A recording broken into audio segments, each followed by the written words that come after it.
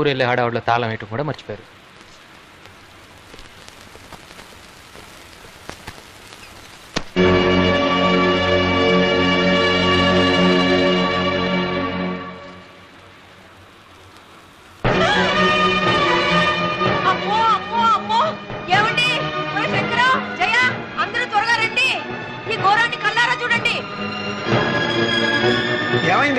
ఏమైందని ఇంకా అడుగుతారేమిటండి?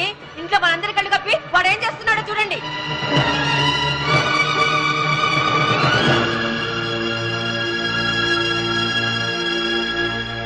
చూసావంటే వీడియో ఏంట్రా అమాయకుల్లో నటిస్తున్నావు? తిన్నింటి వాసాలు లెక్క పెట్టే నువ్వు చస్తే బాగుపడవురా.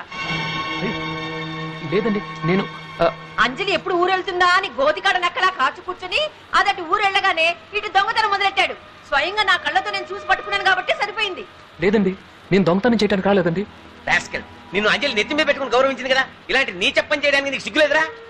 అది కాదు, అంజలి గారు చెక్ తీసుకోమని చెప్తే తీసుకుందాం లోపలికి వచ్చాను. టేబుల్ మీద ఉంగరం కనపడింది, దాన్ని లాకర్ లో పెడదామని. నోర్మై, ఎవరికి చెప్తావరా నీ కాకమ్మ కథలు? ఉంగరం టేబుల్ మీద ఉందట, ఈయన గారు తీసి లాకర్ లో పెట్టిపోయారట. ఏ మమ్మల్ని పిలవచ్చుగా?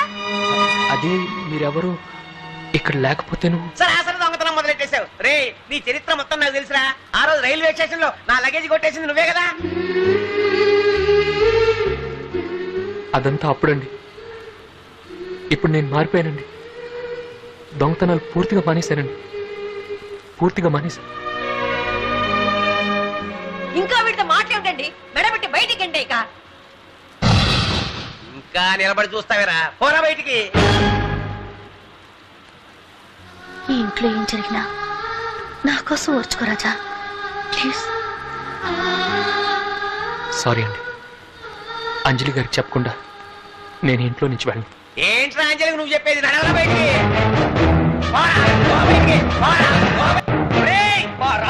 చేసుకుంటావురా నిన్ను. వద్దు ప్లీజ్. ఆ రోజు అంజలి బ్రతుకు నటుడు పట్టప్పుడు మీరందరూ ఏమైపోయారా? దొంగ దొంగ అంటూ దేవుడు లాంటి మా రాజా మీద నింద వేశారే. అసలు మా రాజాయే లేకపోతే మీ అంజలికింత ఆస్తి అంతస్తు ఎక్కడి నుంచి వచ్చేవిరా? డబ్బులు వచ్చాక బంధుత్వాలు కలుపుకొని ఇంటి మీద పడి పంది కుక్కలా వేసే మీరేం మనుషులరా? అమ్మో అమ్మో అమ్మో, నేను ఈ ఇంట్లో ఒక క్షణం కూడా ఉండను.